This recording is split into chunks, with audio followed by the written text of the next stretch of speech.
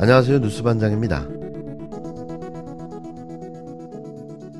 국정의 최우선은 첫째도 민생, 둘째도 민생, 셋째도 민생입니다.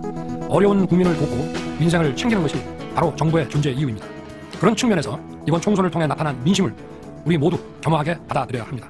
더 낮은 자세와 유연한 태도로 보다 많이 소통하고 저부터 민심을 경청하겠습니다. 취임 이후 지난 2년 동안 국민만 바라보며 국익을 위한 길을 걸어왔지만 국민의 기대에 미치지 못했습니다. 올바른 국정의 방향을 잡고 이를 실천하기 위해 최선을 다했음에도 국민들께서 체감하실 만큼의 변화를 만들어내는데 모자랐다고 생각합니다. 큰 틀에서 국민을 위한 정책이라고 하더라도 세심한 영역에서 부족했다고 생각합니다. 무엇보다 어려운 서민들의 삶을 훨씬 더 세밀하게 챙겼어야 했습니다. 예산과 정책을 집중해서 물가 관리에 총력을 다했습니다. 그러나 어려운 서민들의 형편을 개선하는 데 미처 힘이 닿지 못했습니다. 미래 세대를 위해 건전 재정을 지키고 과도한 재정 중독을 해소하는 과정에서 세심하게 살피지 못한 부분이 많습니다. 이자 환급을 비롯해서 국민들의 부담을 덜어드리기 위해 애썼습니다. 그렇지만 근본적인 고금리로 고통받는 민생에 충분한 도움이 되지 못했다고 생각합니다. 부동산 3법의 폐해를 바로잡기 위해 주택 공급을 활성화하고 재개발 재건축 규제도 완화해서 부동산 시장을 정상화하고 천정부지로 치솟았던 집값을 낮췄습니다. 그러나 집을 소유하기 어려운 분들과 세입자들, 또 개발과 재건축으로 이주하셔야 하는 그분들의 불안까지 세밀하게 살피지 못했습니다. 주식시장을 활성화해서 국민의 자산 형성을 돕기 위해 공매도를 금지하고 양도소득세 과세 대상 기준을 상향하여 증권시장에서 자금이 빠져나가지 않도록 조치했으며 기업의 밸류업을 지원했습니다. 그러나 주식시장에 접근하기도 어려운 서민들의 삶에 대한 배려가 미흡했습니다. 또한 정책의 속도를 높이기 위해 최선을 다했습니다만 정책과 현장의 시차를 극복하는 데 부족함이 많았다고 생각합니다.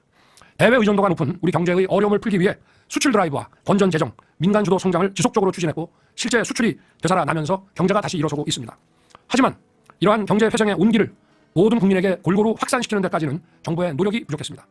탈원전으로 망가진 원전 생태계를 살리고 반도체를 비롯한 첨단 산업을 총선의 완패에 국민의 심판을 받은 윤석열 대통령이 내놓은 입장입니다. 이게 민심을 받아들였다는 대통령이 할 소리인가요? 사과와 반성은 고사하고 적반하장으로 자기는 노력했지만 역부족이었다는 역대급 망언을 쏟아냈는데요. 이분은 대체 어느 나라에 살고 계신가요? 정말 어처구니가 없습니다. 이래서 3년이 너무 긴 거죠. 윤석열 대통령은 16일 무분별한 현금 지원과 포퓰리즘으로 나라의 미래를 망치는 것이라고 말했습니다. 이재명 더불어민주당 대표가 40 총선 과정에서 언급한 1인당 25만원 민생회복 지원금을 직접 공격한 것으로 보여지는데요. 윤 대통령은 서울 용산 대통령실에서 국무회의를 주재하며 경제적 포퓰리즘은 정치적 집단주의와 전체주의와 상통하는 것이라며 그래서 이것은 우리 미래에 비춰보면 마약과 같은 것이라며 이렇게 말했습니다. 윤 대통령은 그러나 현재 우리 국민이 겪는 어려움도 더 세심하게 살피라는 것이 바로 민심이라고 생각한다며 특히 한계선상에 계신 여러분들의 삶을 한 분 한 분 더 챙기겠다고 떠들어댔는데요. 이쯤 되면 정상이 아니라는 게 확실해 보입니다. 이러니 나라가 정상적으로 작동될 수가 없는 거죠.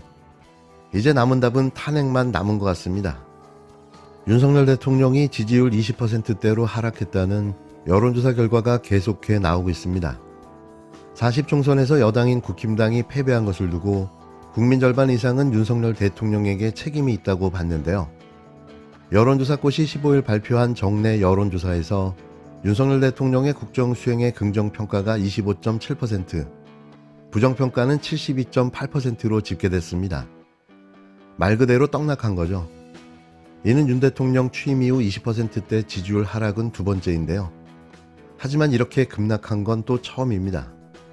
부정평가가 긍정평가보다 2배 이상 높았고 긍정평가는 직전조사 4월 1일 발표보다 8.3%포인트 하락한 반면 부정평가는 8.2%포인트 상승했는데요. 이어 16일 공표된 미디어토마도 128차 정기 여론조사 결과에 따르면 전체 응답자의 26.3%만이 윤 대통령의 국정운영을 긍정평가했습니다. 이는 여론조사꽃의 25.7%와 거의 비슷한 수준의 지지율로 현재 국민의 여론이 어떤 상황인지를 잘 보여주고 있는데요. 이번 조사는 뉴스토마드 의뢰로 지난 13일부터 14일까지 이틀간 만 18세 이상 전국 성인 남녀 1017명을 대상으로 실시했으며 표본 오차는 95% 신뢰 수준의 플러스 마이너스 3.1%포인트입니다. 또한 휴대전화 가상번호를 활용한 무선 ARS 자동응답 방식으로 진행됐으며 응답률은 6.8%로 집계됐는데요. 이쯤 되면 이제부터 본격적인 레임덕이 시작된 거죠. 여기에 인적 쇄신이랍시고 벌이는 대통령실 비서실장과 국무총리는 서로 안 하겠다고 고사하고 있어 인사 개편조차 난항을 겪고 있는데요. 또 한동훈 비대위원장이 총선 패배의 책임을 지고 사퇴한 뒤 국힘당을 누가 이끌어가는 것이 좋겠냐는 물음에 유승민 전 의원이 26.3%로 나와 국힘당 내에서도조차 윤석열 지우기가 시작된 걸로 보여지는데요. 그냥 끝난 게 아닐까 싶습니다. 이미 국회도 거대 야당의 탄생으로 정부의 국정 동력마저 상실해버렸는데요. 뭘 할 수 있을까요? 진짜 식물정부, 레임덕을 넘어 데드덕의 정부가 되어버렸습니다. 아무것도 하지 않던 정부가 진짜 아무것도 하지 못하게 된 거죠. 꼴 좋습니다. 이번 총선은 정권 심판 선거였고 국민 승리 선거였습니다. 그 정권 심판의 한 줄기로서 최상병 순직 사건, 수사 외압, 도주대사 사건까지 포함되어 있다고 저는 생각합니다. 수사받아야 될 사람들이 공천장을 받고 총선에 출마를 했습니다. 국민들의 화를 더 돋구었다고 생각합니다. 민주당은 최상병 특검법을 반드시 21대 국회 임기 안에 통과시킬 것입니다. 윤석열 대통령의 수용 여부가 총선 민심 수용 여부의 바로미터라고 생각합니다. 최상병 특검법을 거부한다는 것은 어쩌면 총선 불복이다라는 생각을 갖게도 할 것입니다. 국민이 원하는 최상병 특검법 국회에서 통과되면 윤석열 대통령은 거부권 남발 버릇을 고치시고 국민의 준엄한 명령에 따라 수용하시기 바랍니다.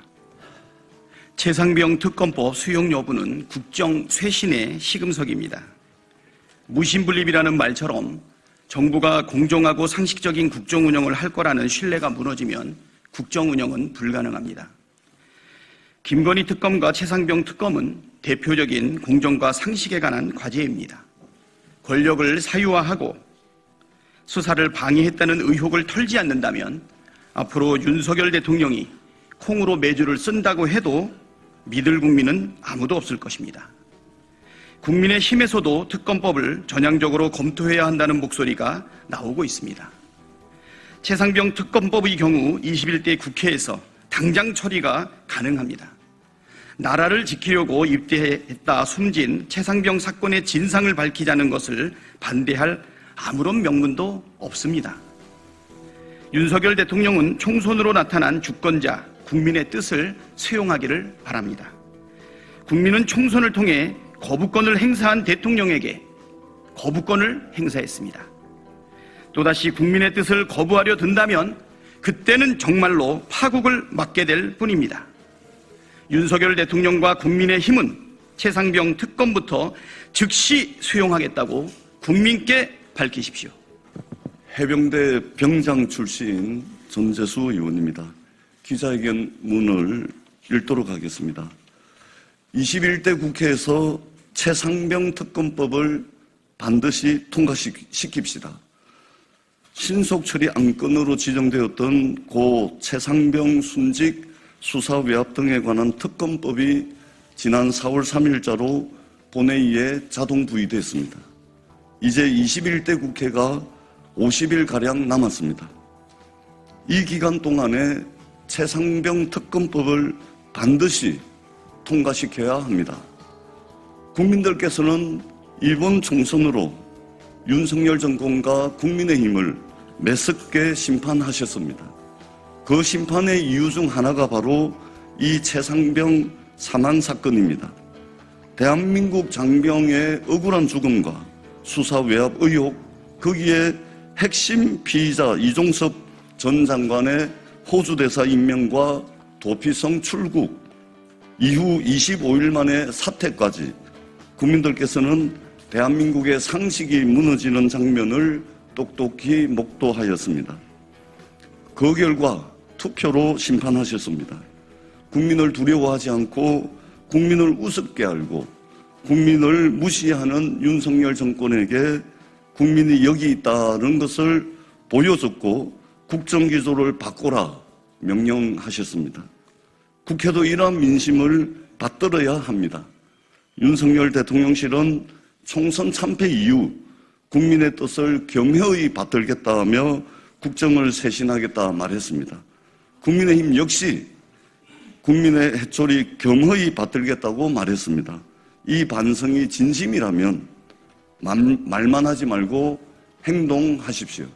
당선인 부승찬입니다. 국민의힘에게 요구합니다. 21대 국회에서 최상병 특검법을 여야 합의로 통과시킵시다. 윤석열 정권과 국민의힘에게 주어진 마지막 기회입니다. 만일 이 기회를 차버린다면 총선 패배가 아니라 더 큰 국민의 심판을 받게 될 것입니다. 정녕 민심을 무겁게 받아들인다면 지금 당장 통과 협조에 나서십시오. 김진표 국회의장님께도 간절히 부탁드립니다. 김진표 국회의장님께서는 지난 6월 임시회 개회사에서 총선 후 50일 남짓의 시간을 하루도 허투루 보내지 않겠다. 마지막 날까지 철저히 임하겠다고 하셨습니다. 이 시기를 훗날 21대 국회의 전성기였다고 말할 수 있을 정도로 준비하겠다고 말씀하셨습니다. 최상병 특검법을 처리하는 것이 그 말을 실천하는 일입니다. 훗날 이 기간이 21대 국회의 전성기였다 생각할 수 있도록 본회의 안건으로 상정시켜 주십시오. 최상병 특검법을 본회의에서 통과시키느냐 마느냐는 21대 국회가 할 일을 하는 국회였는가 아닌가의 기준이 될 것입니다. 부디 21대 국회가 불명예스럽게 마무리되지 않도록 국민의힘도 특검법 처리에 동참해 주십시오. 더불어민주당 21대 국회의원과 22대 당선인은 남은 국회 기간 동안 최상병 특검법을 통과시키기 위해 온 힘을 다하겠습니다.